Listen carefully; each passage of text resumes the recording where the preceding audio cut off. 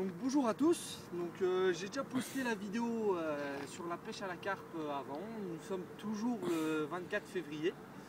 On est toujours sur l'étang de Gardanne, comme je vous l'ai dit, il y a beaucoup de glace sur l'étang. Alors on est venu hier faire un repérage et il n'y avait aucune trace de gelée.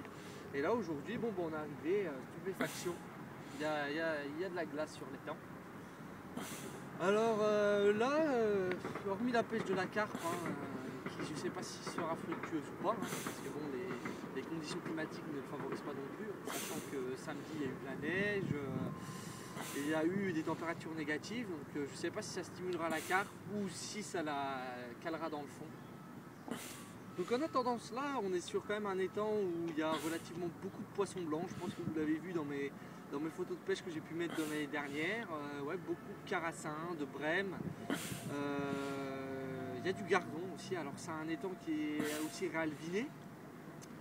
Mais on va tester aussi une petite pêche au cou avec une canne de 6 mètres sur du 12 centièmes avec un hameçon de 18. Donc voilà, pour cela, je voulais vous parler juste de l'amorce.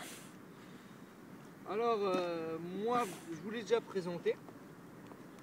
Donc voilà, toujours ma petite patte d'amorçage avec le maïs, la haute démone et le pelet.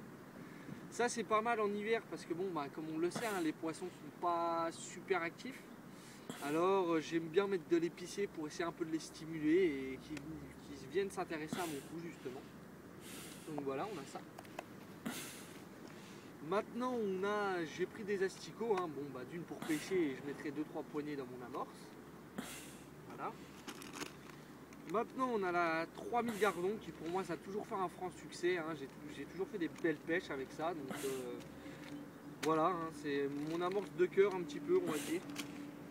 Voilà. Et puis je vais rajouter dedans quelques maïs. Quelques maïs qui ont été mis avec de la grenadine, c'est mon petit plus perso. Ça marche super bien pour l'hiver. Le maïs à la grenadine, c'est excellent.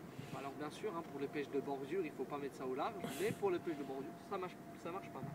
Bon alors, donc voilà, je vais prendre la 3000 gardons. Voilà, si elle le veut bien, que je l'ouvre. Voilà, je vais en déverser un petit peu. Je vais déverser